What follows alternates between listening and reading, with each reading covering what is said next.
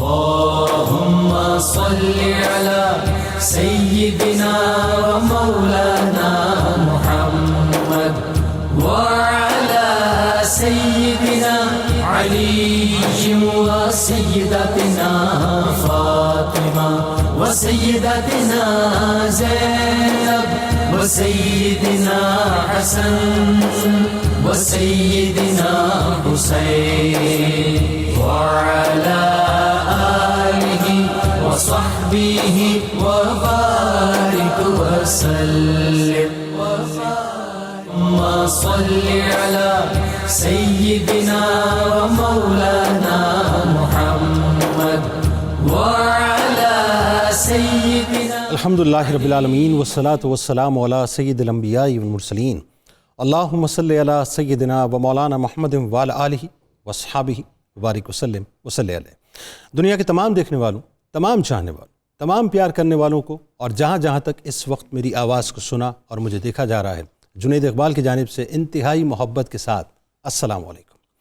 ایک بار پھر ناظرین، آپ کو پر نور صبح نور کے ساتھ میں خوش آمدید کہتا ہوں، اور آئیے بلا توقف ہم سب چلتے ہیں حضرت ابو انیس محمد برکت علی علیہ رحمہ کی تالیف اسماء النبی الکریم صلی اللہ علیہ وآلہ وسلم سے رسول اللہ صلی اللہ علیہ وآلہ وسلم کے ایک اسم مبارک کی جانب سیدنا الرشید صلی اللہ علیہ وآلہ وسلم، ہمارے سردار رہنمائی فرمانے والے، درود و سلام بھیجے اللہ آپ صلی اللہ علیہ وآلہ وسلم، آپ صلی اللہ علیہ وآلہ وسلم کے آل پاک اور صحابہ کرام رضوان اللہ تعالی علیہم اجمعین پر. حضرت اسماء رضی اللہ تعالی عنہا سے مروی کہ میں نے رسول اللہ صلی اللہ علیہ وآلہ وسلم کو فرماتے ہوئے سنا کہ کیا میں تم میں سے بہترین لوگوں کے بارے میں خبر نہ دوں؟ صحابہ کرام رضوان اللہ تعالی علیہم اجمعین نے عرض کیا کہ یا رسول اللہ صلی اللہ علیہ وآلہ وسلم کیوں نہیں؟ تو آپ صلی اللہ علیہ وآلہ وسلم نے فرمایا کہ تم میں سے بہترین لوگ وہ ہیں کہ جب انہیں دیکھا جائے تو اللہ یاد آ جائے.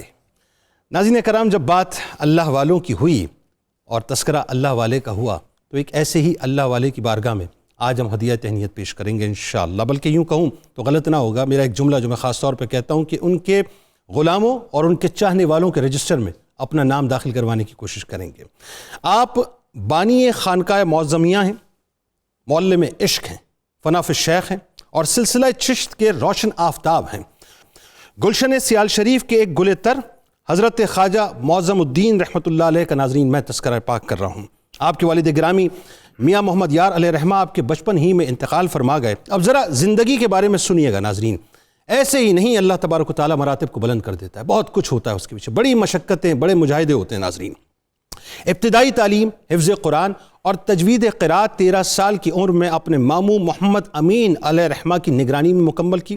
شمس العارفین حضرت خواجہ شمس الدین سیالوی رحمۃ اللہ علیہ کے دست مبارک پر بیعت ہوئے تو پیر و مرشد نے فوری طور پر ایک حکم صادر فرمایا کہ معظم الدین علم حاصل کرو. چنانچہ آپ رحمۃ اللہ علیہ تعمیل ارشاد میں حصول تعلیم کے لیے گھر کو خیر آباد کہہ کر مرکز اولیاء لاہور پہنچے اور ایک مدرسے میں زیر تعلیم ہوئے. وہاں سے ممبئی کے لیے رخت سفر باندھا اور کئی سالوں تک وہاں علم حاصل کیا. شدید مجاہدہ کیا، بے حد آپ نے ریاضتیں کی. آپ رحمۃ اللہ علیہ خود فرماتے ہیں کہ میں نے 18 سال کا عرصہ کمال عرق ریزی سے تحصیل علوم دینیہ میں صرف کیا اور اس قدر مطالعے میں استغراق پیدا کیا کہ آخر کے 2 سال اکثر عشاء کی نماز کے بعد نماز فجر تک یعنی آذان فجر تک مطالعہ جاری رہتا اور رات گزر جاتی تھی. یعنی لذت مطالعہ کے باعث وقت گزرنے کا پتہ ہی نہیں چلتا تھا، اور آذان فجر سننے کے بعد یہ تعجب ہوتا تھا کہ ابھی تو عشاء پڑھی تھی اور ابھی اچانک فجر کی اذان ہو گئی. یعنی اس حد تک ناظرین وہ یوں کہہ لیجئے کہ ٹائم اینڈ اسپیس کی کیلکولیشن سے باہر نکل کر مطالعے کے اندر اس حد تک جو ہے وہ غرق ہو جایا کرتے تھے. تعلیم مکمل کرنے کے بعد آپ رحمۃ اللہ علیہ حج کے لیے روانہ ہوئے. 1861 عیسوی میں حجاز مقدس پہنچے اور حج بیت اللہ کی سعادت سے بہرہ ور ہوئے. اس کے بعد آپ نے قسطنطینیہ، عراق، مصر، شام، فلسطین اور ایران کا سفر کیا اور پھر حرمین شریفین حاضر ہوئے اور مکہ اور مدینہ منورہ میں درس حدیث کی خدمات سر انجام دیں. شیخ الحرمین شیخ جمال بن عبداللہ حنفی رحمۃ اللہ علیہ کی طرف سے آپ کو حدیث کی سند فضیلت عطا ہوئی. اس کے بعد آپ رحمۃ اللہ علیہ واپس سیال شریف تشریف لائے اور پیر و مرشد کی خدمت میں حاضر ہو گئے. تقوی کا یہ عالم تھا ناظرین. اب ذرا غور سے سنیے گا اس بات کو کہ مدرسے کی انتظامیہ نے آپ کے لیے یومیہ 1 پیسے کا وظیفہ مقرر کیا تھا، جسے آپ اس طرح خرچ کرتے تھے کہ نصف پیسے سے آپ بھنے ہوئے چنے خرید لیا کرتے تھے اور نصف پیسے سے آپ جو چراغ تھا اس کے لیے تیل خرید لیا کرتے تھے۔ مدرسے سے بہت کچھ کھانے کو جو ہے آپ کو آفر کیا جاتا تھا، لیکن آپ منع فرما دیتے تھے۔ اکثر دن میں روزے رکھتے تھے، رات کو مطالعہ کرتے تھے، عبادات کرتے تھے، نوافل پڑھتے تھے۔ جب بھوک بے انتہا ناقابل برداشت ہو جایا کرتی تھی تو 1 آدھ چنا جو ہے 1 آدھ گھونٹ پانی سے پی لیا کرتے تھے۔ یہ آپ کے تقوی کا عالم تھا۔ ناظرین، درگاہ عالیہ سیال شریف پر حضرت معظم الدین رحمۃ اللہ علیہ کی مختلف ذمہ داریاں تھیں۔ اب ذمہ داریاں سنیے ناظرین، یعنی علم کا مقام آپ کے سامنے آ گیا، اب آئیے ذرا ذمہ داریاں آپ کیا انجام دیتے تھے۔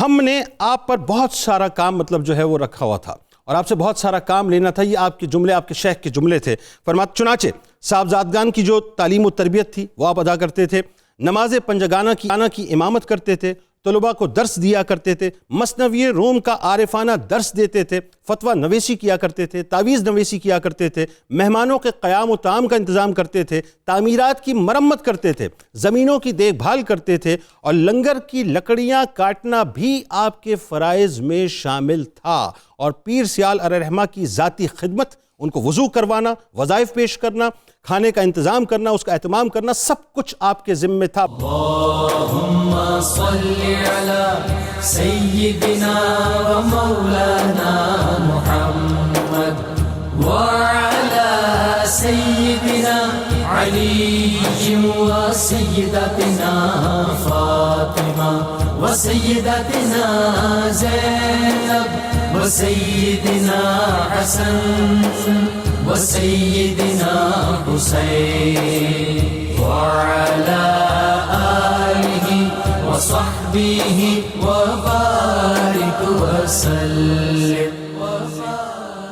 اللہم صلی علی سیدنا و مولانا محمد وعلی سیدنا علی و سیدتنا فاطمہ و سیدتنا زینب و سیدنا حسن و سیدنا حسین وعلی آلہ وصحبہ وبارک وسلم۔ سب سے پہلے تو آغاز حضرت آپ سے کرتے ہیں۔ حضرت خواجہ معظم الدین رحمۃ اللہ علیہ کا جو خاندانی تعارف ہے، یہاں سے ذرا سلسلے کا آغاز کریں۔ بسم اللہ الرحمن الرحیم۔ سب سے پہلے قبلہ جنید اقبال صاحب 92 چینل اور اس کی ساری ٹیم کا میں سپاس گزار ہوں کہ آپ نے ہمارے جد امجد حضرت خواجہ معظم الدین رحمۃ اللہ تعالی علیہ کی تعلیمات، آپ کی عبقری شخصیت اور آپ کے مقام و کردار کے حوالے سے اس خوبصورت نشست کا اہتمام فرمایا۔ اور آپ نے ابھی تعارف میں ڈاکٹر معین نظامی صاحب کا ذکر کیا، ان کا اس سے بڑا تعارف یہ ہے کہ وہ حضرت خواجہ معظم الدین رحمۃ اللہ تعالی علیہ کی اولاد بھی ہیں، سبحان اللہ، اور خونی رشتہ آپ کی ذات کے ساتھ آپ کا مسلم ہے۔ قبلہ جنید اقبال صاحب حضرت خواجہ معظم الدین رحمۃ اللہ تعالی علیہ مرولہ شریف، اس کا پرانا نام معظم آباد کا پرانا نام مرولہ شریف، وہاں پیدا ہوئے۔ آپ کے والد کا نام میاں محمد یار تھا جو قرآن مجید کے حافظ تھے۔ آپ نے ابتدائی تعلیم اپنے گاؤں میں ہی حاصل کی، قرآن مجید حفظ کیا۔ آپ کا جو فیملی گراؤنڈ ہے وہ ایک زمیندار فیملی سپرا کے نام سے مشہور ہے، اس سے آپ کا تعلق ہے۔ اور پھر 13 سال کی عمر میں قرآن مجید حفظ کرنے کے بعد، جس طرح کہ آپ نے ذکر کیا کہ آپ کے والد گرامی بچپن میں وفات پا گئے، تو آپ اپنے ماموں حافظ محمد امین صاحب کی سرپرستی میں مزید تعلیم کے لیے اور مزید تربیت کے لیے سیال شریف حاضر ہوئے۔ یہ ابتدائی آپ کا ہلکا سا تعارف ہے۔ بالکل ٹھیک۔ اچھا، اب ڈاکٹر معین نظامی صاحب، جی، آپ ظاہر ہے چونکہ اولادوں میں سے ہیں، اور بات وہ یہ ہے کہ جو جد کے بارے میں اولادیں بات کرتی ہیں، ایک ظاہر ہے اس میں دل کی کیفیت تو ہوتی ہے جی ہاں، لیکن جب دنیا ان کا احترام کرنے لگے تو پھر کیفیت بڑی دوسری ہو جاتی ہے. درشک کو شکر. ان کی تعلیم و تربیت کا سلسلہ ظاہر ہے میں چاہتا ہوں اسی ربط میں کہ تھوڑا سا خاندانی حوالوں سے بھی بات ہو جائے بالکل. اور ساتھ ساتھ تعلیم و جی تربیت ہاں، بھی جو ہے. حضرت نے بیان فرمایا جو قبیلہ، تو یہ پنجاب کے ایک قدیم قبیلے میں سے سپرا قبیلہ ہے جس کی افرادی تعداد تو بہت زیادہ نہیں ہے لیکن بہت سارے شعبوں میں اس کے بہت سارے لوگ نمایاں رہے ہیں. ایک قبیلہ ہے پنجاب کا پرانا جس کو لالی قوم کہتے ہیں. یہ نواح سرگودا میں، چنیوٹ اور لالیاں میں ان کی کافی کنسنٹریشن ہے. تو اس کی یہ ایک شاخ ہے. حضرت خواجہ معظم الدین رحمۃ اللہ علیہ سے پہلے 2 اولیاء کرام اس خانوادے میں، اس قبیلے میں پیدا ہوئے ہیں. ٹھیک. ایک تو بہت معروف بزرگ ہیں حضرت شاہ بہلول قادری دریائی رحمۃ اللہ علیہ، جو پیر و مرشد ہیں شاہ حسین جو مشہور پنجابی شاعر ہیں. اور دوسرے ایک اور بزرگ ہیں، ان کا نام ہے حضرت محمد صدیق. وہ پنجابی کے بہت عظیم شاعر ہیں. ان کے احوال اور آثار اور شاعری پر PhD ہوا ہے اور وہ چھپا ہے. ٹھیک. تو تیسرے اس خاندان کے بزرگ حضرت خواجہ معظم الدین رحمۃ اللہ. سبحان اللہ. آپ نے جس کاشتکاروں اور کسانوں کے خاندان میں جنم لیا، ایک چھوٹے سے غیر معروف سے قصبے میں جسے اب ان کی نامی کی وجہ سے جانا اور پہچانا جاتا ہے، تو ابتدائی طور پر اپنے والد اور والدہ سے ظاہر ہے. جو ہمارے پرانے گھروں کا نظام تربیت تھا کہ ماں باپ بچوں کے کان میں ڈالتے جاتے تھے اور پڑھانا شروع کر دیتے تھے. کیا بات. اور یقیناً انہیں یہ احساس ہوا ہوگا کہ یہ بچہ مختلف ہے اور منفرد ہے. سبحان اللہ. ایک مسئلہ اور بھی ہے کہ آپ کے شیخ میں اور آپ کے احوال میں بھی قبیلے کے اعتبار سے اور انداز تعلیم و تربیت کے اعتبار سے بھی کافی مشابہتیں ملتی ہیں. اچھا ماشاء. حضرت خواجہ شمس الدین سیالوی رحمۃ اللہ علیہ جو آپ کے شیخ ہیں، ان کی ابتدائی تعلیم و تربیت میں بھی ان کے ماموں کا عمل دخل بہت تھا. ایگزیکٹلی اسی طرح اللہ نے انتظام فرمایا کہ حضرت خواجہ معظم الدین کو بھی اپنے والد کے بعد جو جلد وفات پا گئے اپنے ماموں کی سرپرستی حاصل ہوئی. ان کے ماموں حضرت میاں محمد امین سپرا رحمۃ اللہ علیہ وہ بھی سیال شریف ہی میں مرید تھے اور کثرت سے آتے جاتے تھے. ٹھیک ہے. یہ بھی ایک نظام قدرت ہے نا جی. بالکل صحیح. رسول اللہ صلی اللہ علیہ وآلہ وسلم نے فرمایا ہے کہ اللہ تعالیٰ کے کچھ فرشتے ہیں، جو نیکی کا فرشتہ ہے وہ نیک لوگوں کی طرف رہنمائی کرتا ہے. سبحان اللہ. سبحان اللہ. کیا بات ہے. اور جو بدی کے فرشتے ہیں جو متعین ہیں اس پہ ظاہر ہے ان کو بدی کے فرشتے تو سوء ادب ہے کہنا، لیکن ظاہر ہے ان کی ڈیوٹی ہے. جو بدکار لوگ ہیں بدکار لوگ ہیں ان کے لیے وہ ایک رستہ بنا دیتے ہیں. تو اس طرح جناب وہ سیال شریف پہنچے. اور آپ نے جو اپنے انٹرو میں بات کی ہے وہ عجیب بات ہے. یعنی شیخ کبیر حضرت شمس الدین سیالوی رحمۃ اللہ علیہ نے، شمس العارفین نے جب انہیں یہ فرمایا کہ علم حاصل کرو، تو یہ یاد دلاتا ہے ہمیں اس قول سدید کی جو اطلب العلم ہے. اللہ اللہ اللہ. اللہ کے رسول صلی اللہ علیہ وسلم. سبحان اللہ. اور پھر ایک نوجوان ہے نوخیز، 13 سال کی عمر کیا ہوتی ہے حضور؟ کچھ بھی نہیں. آج تو 23 سال کے بچوں کو نہیں معلوم کہ انہوں نے مستقبل میں کیا کرنا ہے. بالکل ٹھیک بات. اور کیا آؤٹ لائن ہے ان کی فیوچر لائف کی، کیریئر کی. تو وہاں اس ایک جملے نے ان کا مستقبل کاملاً متعین کر دیا. اللہ اللہ اللہ. اب دیکھ لیجئے کہ جو مشائخ چشت ہیں ان کا پورا اس پر زور ہے اور ان کا سارا نظام تربیت ہی یہ ہے کہ ایک جامع الصفات صوفی وہ ہے جس میں علم ہے اور عشق ہے اور عمل ہے. واہ. تو شیخ طریقت نے پہلے زینے پہ تو اس وقت چڑھا دیا جب عمر 13 سال تھی کہ بیٹا یہ زینہ ہے علم کا، اس پہ چلنا ہے، اور پھر واپس آؤ گے تو اگلے زینوں کی بھی سبحان اللہ سیر کروائیں، یعنی پلانٹیشن مضبوط ہو جائے. جی ہاں بالکل. اس کے بعد ظاہر ہے آپ بمبئی گئے، بلکہ آپ کے معاصر مورخین نے رامپور بھی لکھا ہے. رامپور اس لیے اہم ہے کہ رامپور میں جو ائمہ منطق و فلسفہ تھے، علوم معقول کا مرکز تھا رامپور. مجھے قیاس ہے کہ اگرچہ ہماری کتابوں میں ذکر نہیں ہے دلی کا، آپ کی تحصیل علم کا دلی میں، لیکن دلی بہت اہم ہے اس لیے کہ وہاں چشتی خلفاء موجود تھے. توسہ شریف جو آپ کے سلسلہ طریقت میں آتا ہے، اس کے 2 بڑے خلیفے حضرت حسن عسکری شہید جو 1857 میں شہید ہوئے، مجاہدین آزادی میں شامل تھے، اور حضرت حافظ محمد حیات پنجابی. یہ 2 افراد دہلی میں موجود تھے اور وہاں وہ ایکسیپٹ کرتے تھے پنجاب کے علاقوں کے طالب علموں کو. اور چونکہ ایک بہت بڑا ثقافتی مرکز تھا، سیاسی مرکز تھا، دینی اور علمی مرکز تھا، تو قیاس ہے کہ آپ دہلی بھی ضرور گئے ہوں گے. اچھا مجھے لگتا ہے کہ گئے ہوں گے, اس کی وجہ یہ کہ جب میں بھی پڑھ رہا تھا جی ہاں تو مجھے کہیں میں نے میری نگاہ سے گزرا کہ تھوڑا سا آپ دہلی رکے ہیں. جی ہاں بالکل ایسا ہی ہے. پھر اس لیے بھی کہ دہلی مرکز مشائخ بھی تو ہے, بالکل خواجہ نظام الدین اولیاء کا مرکز ہے. تو ایک آدمی اگر موجودہ انڈیا کے علاقے میں جاتا ہے تو ہم کیسے توقع کر سکتے ہیں کہ اس نے وہاں حاضری اپنے مرکز پہ نہ جائے. بالکل ایسا ہی ہے. جی ہاں. تو بمبئی اور کلکتہ سے ہوتے ہوئے بمبئی میں آپ نے زیادہ وقت گزارا. اسی طرح لاہور میں بھی کچھ عرصہ آپ نے وقت گزارا ہے.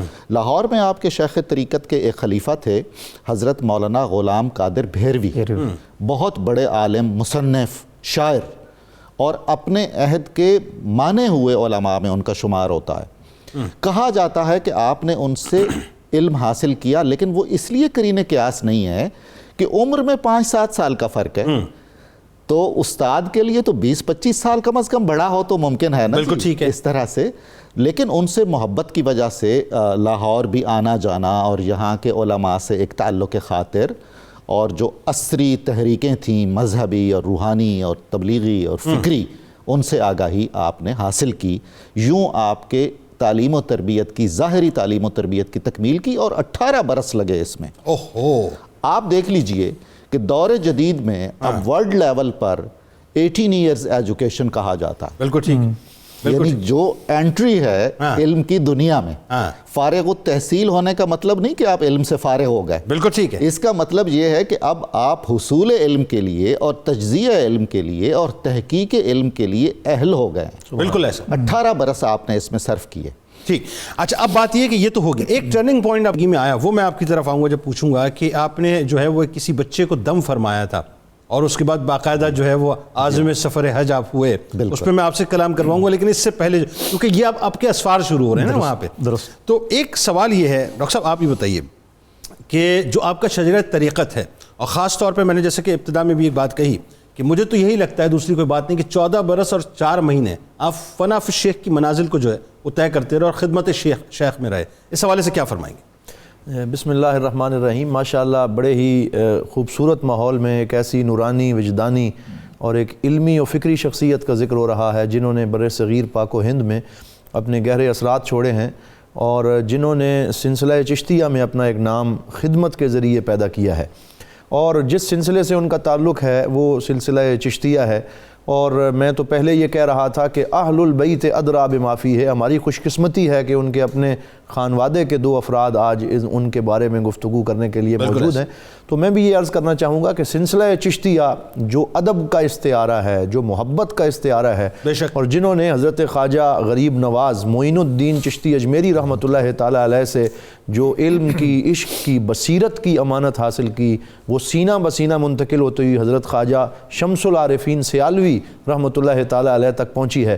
اور پھر آپ نے جس طریقے سے سلسلہ چشتیہ کے اس فیضان کو حضرت پیر پٹھان رحمۃ اللہ تعالیٰ علیہ سے لے کر عام کیا ہے, آپ اندازہ فرمائیں کہ آپ کے فوز المقال جو آپ کے حوالے سے آپ کے خلفاء پہ کتاب لکھی گئی, اس میں اس کے مصنف جناب محترم حاجی مرید احمد صاحب چشتی سیالوی آپ لکھتے ہیں کہ 105 سے زائد خلافتیں حضرت خواجہ شمس العارفین نے تیار کیں.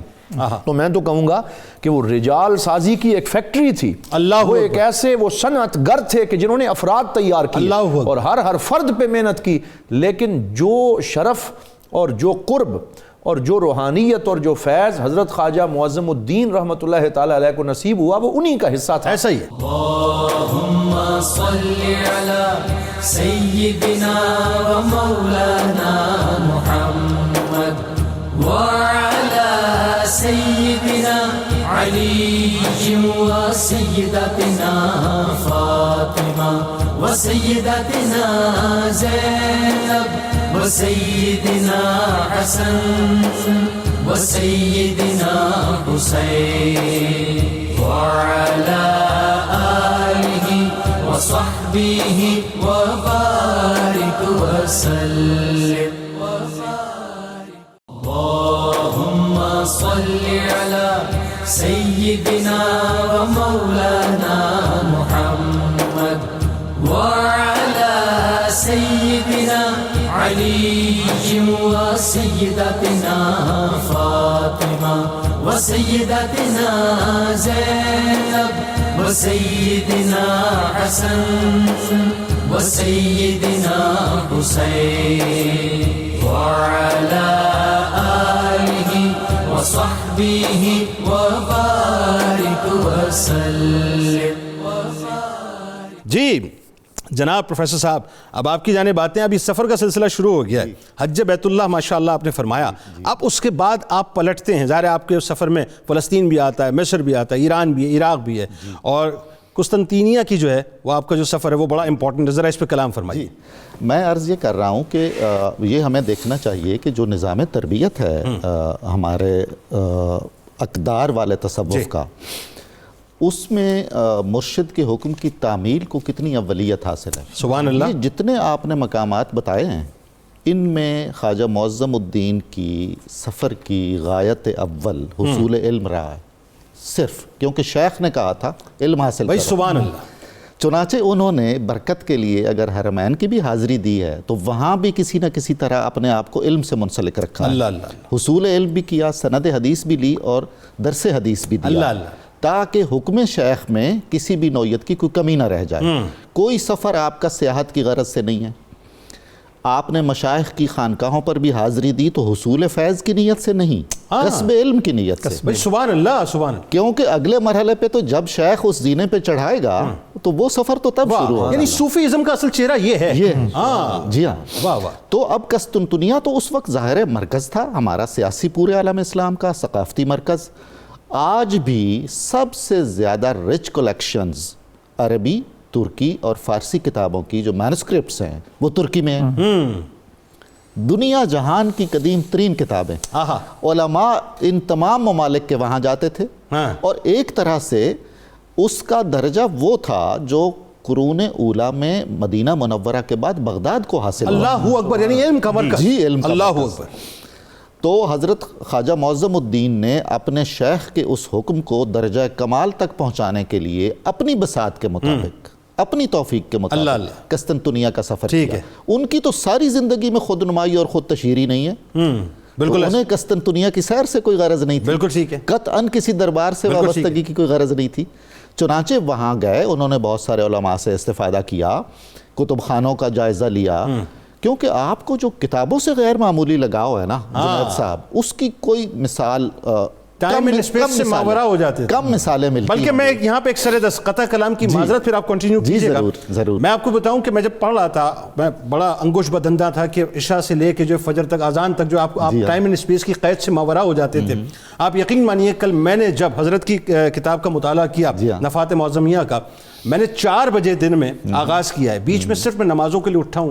رات 10 کس وقت بج گئے مجھے پتہ نہیں چلا. ناظرین بڑی کمال کتاب ہے، ضرور پڑھیے گا، بہت کچھ انشاءاللہ اس میں آپ کو ملے گا. جناب جی. تو وہاں بعض لا ینحل مسائل تھے بعض کتابوں کے. یہ نہیں معلوم ہوتا تھا یہ مینوسکرپٹ کیا ہے، اس کا کاتب کون ہے، یا اس کا موضوع کیا ہے. وہ اوراق بعض کے شروع سے پھٹے ہوئے ہوتے تھے، بعض کے آخر کے نہیں ہوتے تھے. تو ایسے کئی علمی مسائل حل کیے. پھر وہاں باقاعدہ ایک عہدہ تھا یا ایک سند آپ کہہ لیجئے درجہ علمی تھا جس کا نام شیخ الاسلام تھا. اس کا عطا کرنا قسطنطنیہ کے ترکی عثمانی حکمرانوں ہی کے پاس تھا. ان کے مفتی اعظم اور جو سلطنت کا شیخ الاسلام ہوتا تھا، صدر شیخ الاسلام، وہ علمی منصب سب سے اعلیٰ اعزاز عطا کرتا تھا. چنانچہ سلطان عبدالعزیز کے زمانے میں آپ نے وہاں چند برس گزارے اور آپ کو باقاعدہ وہ اعزاز دیا گیا جو ایک علمی ٹائٹل ہے، سند ہے باقاعدہ، اور وہ اس کے ساتھ جو لوازمات ہیں، گاؤن جیسے یونیورسٹیوں کا فارغ التحصیل ہونے کے وقت دیا جاتا ہے، قبائے فضیلت جس کو کہتے ہیں، وہ پیش کیا گیا اور کچھ اور ہدیہ بھی دیا گیا. وہاں سے بھی آپ نے کچھ اور کتابیں سمیٹیں. جہاں بھی گئے سوائے کتابوں کے کچھ نہیں خریدا. اچھا اس میں تھوڑا ایک وضاحت اور فرما دیجئے. جو میں پڑھ رہا تھا اس میں ایک بات یہ بھی تھی کہ وہاں ایک لائبریری میں ایک کتاب تھی جس کا عقدہ نہیں کھل رہا تھا. اس کوٹ کو آپ نے کھولا جب سلطان تک یہ بات پہنچی تو پھر ایسا ہی کچھ ہوا تھا. جی ایسا ہی ہے بالکل. وہ تو حفظ بھی ہو گئی نا وہ کتاب، وہ بڑی نایاب کتاب تھی اور وہ کسی کو دکھاتے وکھاتے نہیں تھے. انہوں نے اجازت لی کہ مجھے آپ چند گھنٹے ایسی ہی ٹائم اینڈ سپیس سے ماورا کیفیت جو آپ پہ گزری ہے کہ ویسا مجھے دیکھنے دیجیے. انہوں نے کہا ٹھیک ہے. ظاہر ہے یہ لے بھی نہیں جائیں گے، فوٹو کاپی کا کوئی تصور نہیں تھا، نقل کرنے کی مہلت نہیں تھی. تو انہوں نے مطالعہ کیا باہر آ کے انہوں نے کہا کہ اب دماغ میں آ گئی ہے وہ کتاب۔ اللہ، اب اس کے 2 نسخے ہو گئے، ایک آپ کی لائبریری میں ہے، ایک میرے دماغ اللہ میں ہے۔ اکبر۔ اچھا شیخ الحرمین والا واقعہ بھی جی ہوتا ہے؟ ہاں، تو اسی طرح جب آپ حاضر ہوئے مدینہ منورہ اور مکہ مکرمہ میں، تو وہاں بھی ترکی عثمانیوں ہی کے زیر اہتمام شیخ الحرمین ایک متعین ہوتا تھا، جو نہ صرف عالم ہوتا تھا بلکہ یہ اہتمام کیا جاتا تھا کہ وہ زہد و اتقاء میں بھی اپنے عہد کی سب سے بڑی مثال ہو۔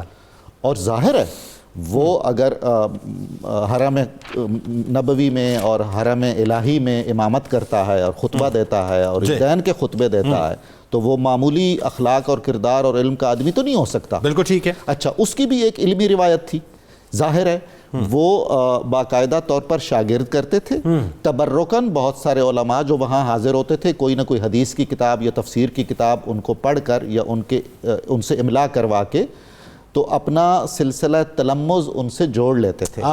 اب ظاہر ہے قسطنطنیہ میں جو کچھ گزرا تھا وہ وہاں تک بھی اس کی صدائے بازگشت پہنچی ہوئی تھی۔ بالکل ٹھیک ہے۔ چنانچہ حضرت خواجہ معظم الدین جب وہاں سراپا نیاز بنے حاضر ہوئے تو انہوں نے اپنے اس علمی سلسلے کو بھی برقرار رکھنے کے لیے حضرت شیخ الحرمین سے ملاقات بھی کی۔ انہوں نے ظاہر ہے بڑی محبت اور طریقے سے امتحان بھی لے لیا کہ جو کچھ ہم نے سنا ہوا ہے کیا وہ ٹھیک ہے، یہ اس معیار پر پورے اترتے ہیں۔ تو جب انہوں نے دیکھا کہ علمی طور پر اور عملی طور پر بھی وہ اس قابل ہیں تو انہوں نے بھی اپنے تلمذ کی سند انہیں عطا کی۔ سبحان اللہ۔ اور پھر ان کی اجازت سے ان دونوں مقامات پر کچھ عرصہ وہ درس حدیث بھی دیتے ہیں مکے اور مدینے میں۔ کتنی بڑی سعادت ہے، کتنی بڑی سعادت۔ اچھا ڈاکٹر صاحب ایک بات کہ وہ یہ نا کہ وہ آپ کے ہوتے ہوئے کس چیز کی خواہش کریں کہ آپ کے ہوتے ہوئے دونوں جہاں موجود ہیں، سب کچھ خدا سے مانگ لیا، تجھ کو مانگ کر اٹھتے نہیں ہیں ہاتھ میرے اس دعا کے بعد۔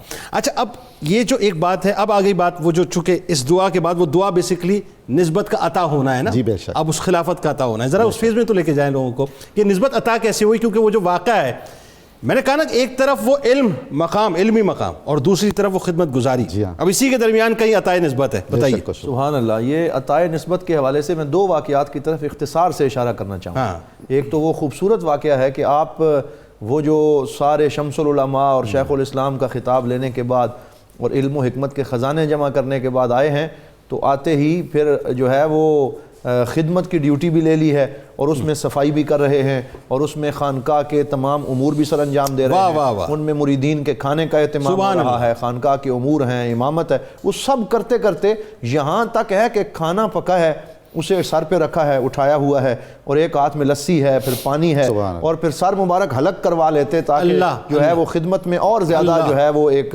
کنسنٹریشن رہے۔ تو اس پہ وہ رکھا ہوا ہے، ایک عجیب منظر ہے کہ وقت کا عظیم عالم دین اپنے شیخ کے آستان کے خدام کا کھانا اٹھا کے کھیتوں میں آ رہا ہے۔ اللہ اکبر، یعنی حصول تعلیم ہو گئی، حصول علم ہو گیا، اسفار ہو گئے، مکہ مدینہ دیکھ لیا، اب گھوم پھر کے دوبارہ جس مرکز سے چلے تھے حکم کے مطابق اسی مرکز پہ آ گئے۔ سفر معرفت اپنی انتہاؤں کو چھو رہا ہے۔ وہاں آتے ہیں، کھانا رکھتے ہیں، سارے خدام جو گندم کی کٹائی میں مشغول ہیں انہیں بلاتے ہیں اور ان کو کھانا رکھنے کے بعد دیکھتے ہیں کہ میرے شیخ کے جو کھیت ہیں ان میں یہ کام رکنا بھی نہیں چاہیے، تو خاموشی سے خود ہی درانتی لے کے وہاں چلے جاتے ہیں، کٹائی خود شروع کر دیتے ہیں۔ تو حضرت شیخ بھی کہیں دور اس عشق و محبت کے منظر کو دیکھ رہے ہیں، اٹھ کے تشریف لاتے ہیں اور کہتے ہیں میرے معظم الدین کہاں ہیں؟ بتایا جاتا ہے کہ وہ کام میں مشغول ہیں۔ اس کھیت میں آتے ہیں اور وہ کیا محبت اور عشق کی نظر ہوگی جس سے انہوں نے اپنے مرید کو نوازا ہوگا، اور پھر وہاں جناب آپ نے ان کو اٹھایا اور نظر سے نظر ملی اور پھر سینہ جو ہے اس سینے سے لگ گیا اور کافی دیر تک وہ راز و نیاز کی گفتگو ہوئی، اور پھر آپ نے جو جملہ فرمایا، آپ نے فرمایا اے معظم الدین ہم تجھ سے راضی ہو گئے، ہم نے تجھے علم میں، عقل میں، عشق میں سارے امتحان لے کے دیکھے، تجھے ہر امتحان میں کامیاب پایا۔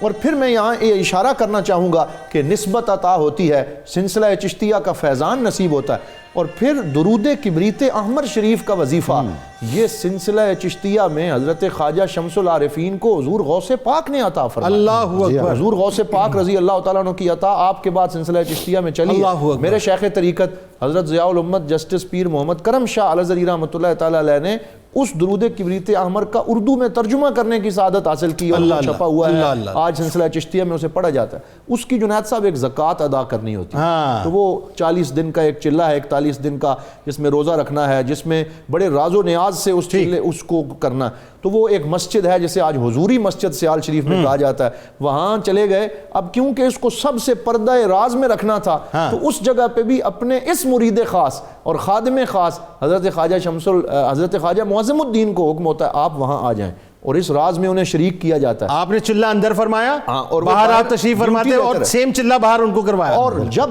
اور جب وہ چلہ مکمل ہو رہا ہے، سرکار مدینہ راحت قلب و سینہ حضور سید عالم صلی اللہ علیہ وسلم اپنے اس خادم کو اور اپنے اس پیارے امتی کو نوازنے گھوڑے پہ سوار ہو کے تشریف لاتے ہیں، ساتھ خلفائے راشدین ہیں، سبحان اللہ جی، اور آپ جناب خواجہ معظم الدین صاحب دیکھ رہے ہیں کہ سواری اندر جا رہی، لیکن اپنی ڈیوٹی پہ کھڑے ہیں اور حاضر ہیں اور سر جھکایا ہوا ہے۔ سرکار تشریف لاتے ہیں اور مقام غوثیت کی دستار بندی ہوتی ہے، اور اس جگہ پہ پھر اس شیخ کریم نے اپنے مرید صادق کو یاد رکھا اور بھولے نہیں، کہا حضور میرا ایک خادم باہر حاضر ہے، اجازت ہو تو بلایا جائے۔ بلایا جاتا ہے، بارگاہ مصطفیٰ میں پیش کیا جاتا ہے، اور سرکار اپنی نظر محبت سے نواز دیتے ہیں، اور پھر وہ جو آپ نے شعر پڑھا کہ تجھ سے تجھی کو مانگ کر مانگ لی ساری کائنات، آخری وقت ہے، آخری نماز بھی جو ہے وہ شیخ کریم آپ کو امامت کا شرف دیتے ہیں، قل اعوذ برب الفلق قل اعوذ برب الناس پڑھتے ہیں اور پوچھتے ہیں مانگ معظم الدین کیا مانگتا ہے؟ تو کیا مانگا؟ کہا جو کیا خوبصورت جملہ ہے، کہا آپ کا یہ آستانہ سیال شریف آباد رہے، لوگ یہاں آتے رہیں، اپنے بچوں میں سے کسی کو امانت روحانی عطا کریں تاکہ لوگ آ کے جھولیاں بھر کے جاتے رہیں۔ کہا اپنے لیے کچھ مانگو، انہوں نے کہا میں اپنے لیے ہی مانگ رہا، میرے آستانے کے لیے۔ اللہ، یعنی وہی بات ہے نا کہ یار کی مرضی کے آگے یار کا دم بھر کے دیکھ، سب تماشے کر لیے ہیں، اب یہ تماشا کر کے دیکھ۔ اللہم صلی علی سیدنا و مولانا محمد وعلی سیدنا علی و سیدتنا فاطمہ و سیدتنا زینب و سیدنا حسن و سیدنا حسین وعلی آلہ وصحبہ وبارک وسلم۔ اللہم صلی علی سیدنا و مولانا محمد وعلی سیدنا علی و سیدتنا فاطمہ و سیدتنا زینب و سیدنا حسن و سیدنا حسین وعلی آلہ وصحبہ وبارک وسلم۔ میں ابھی دیکھ رہا تھا صاحبزادہ صاحب، جس وقت کی گفتگو ہو رہی تھی، آپ کی جو ہے چشم مبارک جو ہے نم ہو رہی تھی، آپ مستقل رو رہے تھے۔ ظاہر ہے میں سمجھ سکتا ہوں، وہ ایک تصور شیخ جب آتا ہے تو شیخ کی وہ یادیں، وہ باتیں، وہ ساری انسان اس کے اندر کھو جاتا ہے۔ اب یہ عطائے نسبت تو ہو گئی، لیکن اب وہ موقع ہے کہ جہاں پر جو ہے حضرت خواجہ شمس العارفین علیہ رحمہ جو ہے اس دنیا سے پردہ فرما رہے ہیں، خدمت جو ہے اپنے اختتام کو پہنچ رہی ہے، اب فیض کا سلسلہ جاری ہونے والا ہے۔ نظامی صاحب کی بھی اس وقت یہ کیفیت ہے۔ ذرا یہ بتائیے کہ ایک واقعہ اور ہے کہ جس وقت پردہ فرمایا آپ وہاں سے نکلے اور اس کے بعد ایک ملتانی مجذوب سے آپ کی ملاقات ہوتی ہے کہ جہاں سے اب خانقاہ معظمیہ کا باقاعدہ آغاز ہونے والا ہے۔ جی خواجہ شمس العارفین کے وصال تک خواجہ معظم الدین سیال شریف میں ہی ٹھہرے رہے، اور یہ بھی ایک بڑا خاص معاملہ ہے کہ جب خلافت عطا ہو جاتی ہے تو جسے خلافت ملتی ہے اس کا اپنا بھی من چاہتا ہے کہ میں اپنے ماحول میں جاؤں اور اپنے جو سلیبس دیا گیا ہے اس پہ کام کروں، پہنچی وہیں پہ خاک جہاں کا خمیر تھا، اور اس سلسلے کی اشاعت کروں۔ لیکن حضور شمس العارفین کے ساتھ خواجہ معظم الدین کا جو قلبی تعلق تھا اس نے اجازت نہ دی کہ میں آپ کو چھوڑوں اور جس خاک پہ میں ڈیرا لگائے بیٹھا ہوں اس سے میں دور ہوں۔ خواجہ شمس العارفین کا جب وصال ہو گیا اس کے بعد آپ کی طبیعت میں بڑی اضطرابی حالت اور سیمابی کیفیت ہو گئی، بالکل چین نہیں آتا، بیزار بے قرار پھرتے۔ تو اس وقت پھر آپ کے جانشین خواجہ محمد دین سیالوی رحمۃ اللہ تعالیٰ علیہ، جو خواجہ شمس العارفین کے بیٹے بھی ہیں اور ان کے جانشین بھی ہیں، انہوں نے کہا کہ آپ اس طرح کریں کہ اپنے علاقہ چلے جائیں اور وہاں جا کے جو نسبت عطا ہوئی ہے اس کو لوگوں میں بانٹیں۔ اور یہ فیض کا سلسلہ جو ہے اسے شروع کریں۔ اس کے بعد آپ پھر معظم آباد تشریف لائے۔ اس دور میں پھر آپ نے مختلف مقامات پہ حاضری کا شرف حاصل کیا۔ پاک پتن شریف بھی آپ تشریف لے گئے، توسا مقدسہ بھی حاضری ہوئی، اور اسی سفر میں ملتان مختلف جو سلسلے کے مزارات ہیں وہاں بھی، اور حضرت بہاؤالدین زکریہ ملتانی اور حضور غوث عالم شیخ رکن عالم رحمۃ اللہ علیہ ان کے مزار پہ بھی آپ نے حاضری دی۔ تو اسی تسلسل میں آپ حضرت خواجہ حسن شہید جو حافظ جمال اللہ ملتانی رحمۃ اللہ تعالیٰ علیہ کے خلیفہ ہیں، اور حافظ جمال اللہ خواجہ نور محمد مہاروی کے خلیفہ ہیں، ان کے مزار پہ حاضری دی۔ وہاں آپ کو ایک مجذوب سے ملاقات کا شرف حاصل ہوا۔ مشہور یہ تھا کہ یہ کسی کو لفٹ نہیں کراتا، کسی پہ توجہ نہیں دیتا، ان کی بڑھ جو ہے سب اس سے بچتے تھے۔ لیکن جب آپ گئے تو وہ کہتے ہیں ولی را میشا ناصر، تو اس مجذوب نے بہت محبت اور بڑے پیار سے آپ کا استقبال کیا، اپنے ہاتھ سے اس نے چارپائی آپ کے لیے بچھائی۔ سبحان اللہ، سبحان۔ اور یہ میں سمجھتا ہوں کہ جب نسبت اپنی تکمیل کو پہنچتی ہے تو پھر یہ عزتیں اور یہ تکریم ظاہر ہے حضور علیہ الصلوۃ والسلام نے بھی فرمایا کہ جبرائیل امین آسمانوں اور زمینوں میں گھوم کے اعلان یہ بتائیے نا، وہ جب فاتحہ کر رہے تھے تو مجذوب نے ٹوک کے کہا کہ تم بیعت کیوں نہیں کرتے، تمہیں حکم دیا گیا۔ تو جب گفتگو شروع ہوئی تو اس نے کہا کہ آپ کے ذمے ایک ذمہ داری ڈالی گئی ہے اور آپ اسے پورا نہیں کر رہے۔ آپ نے بہت سوچا، آخر آپ نے کہا کہ نہیں، مجھے جو ذمہ داری دی گئی ہے میں وہ ساری پوری کر رہا ہوں۔ اس وقت اس نے کہا نہیں، ایک ذمہ داری یہ دی گئی تھی پیر سیال کی طرف سے کہ تم لوگوں کو بیعت کرو اور سلسلے کی اشاعت کرو، اس میں آپ بالکل خاموش ہیں۔ تو آپ نے کہا میں اپنے آپ کو اس اہل نہیں سمجھتا، اس قابل نہیں سمجھتا۔ تو حضرت خواجہ معظم الدین رحمۃ اللہ تعالیٰ علیہ نے اس حوالے سے بھی ایک اسلوب اور ایک تربیت عطا فرمائی۔ آپ نے فرمایا نہیں، میں اس قابل نہیں اور اس اہل نہیں۔ اتنا سب کچھ کرنے کے بعد، ہونے کے باوجود اور سب کچھ ملنے کے باوجود، سب کچھ ملنے کے بعد اس مجذوب نے کہا یہ کوئی بات نہیں، آپ اپنی ذرا آنکھیں بند کرو۔ آپ نے آنکھیں بند کی تو آپ نے منظر دیکھا کہ حضرت خواجہ شمس العارفین، حضرت شاہ سلیمان توسوی، حضرت خواجہ نور محمد مہاروی، حضرت فخر الدین فخر جہاں دہلوی، حضرت شاہ نظام الدین اورنگ آبادی، حضرت شاہ کلیم اللہ جہاں آبادی، بالآخر حضرت حسن بصری، حضرت مولا علی رضی اللہ عنہ، پھر سرور کائنات صلی اللہ علیہ وسلم۔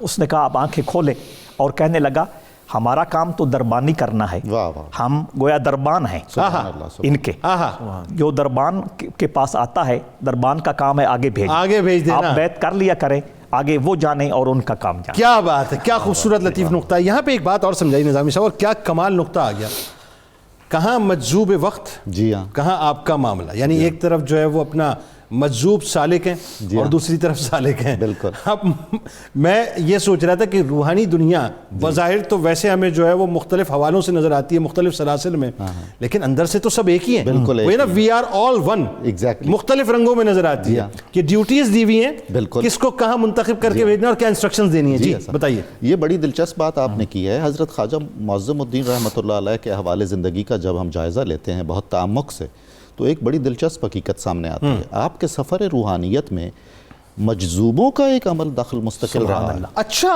یعنی آپ دیکھ لیجئے کمبوہ سیٹھ میں، مدرسے بمبئی میں ایک مجذوب ہی نے انڈیکیٹ کیا کہ فلاں دم کریں۔ ہاں صحیح، بالکل ٹھیک، بالکل ٹھیک، یاد آ گئی مجھے بات۔ اسی طرح یہ واقعہ مجذوب کا بہت صراحت کے ساتھ، بہت صراحت۔ اس کے علاوہ حضرت خواجہ شمس العارفین سیالوی رحمۃ اللہ علیہ کے 2 خلفاء میں غلبہ مجذوبیت تھا، ان کی تربیت خواجہ معظم الدین کے ذمہ تھی۔ کیا بات ہے، اور ان کی محبتوں کا مرجع یہ تھے۔ سبحان اللہ۔ اس کا مطلب یہ ہے کہ ایک مجذوبیت اور قلندریت کا جو ایک امتزاج حسین ہے، واہ واہ، وہ حضرت کی ذات میں بھائی سبحان اللہ، سبحان اللہ۔ یعنی تربیت کے بھی مختلف رستے ہیں نا حضور والا، مزاج کی اس میں رنگت ہوتی ہے اور اپنی لہر اور اپنی ایک موج ہوتی ہے، سبحان اللہ، یہ کیفیت ان میں تھی۔ سبحان اللہ۔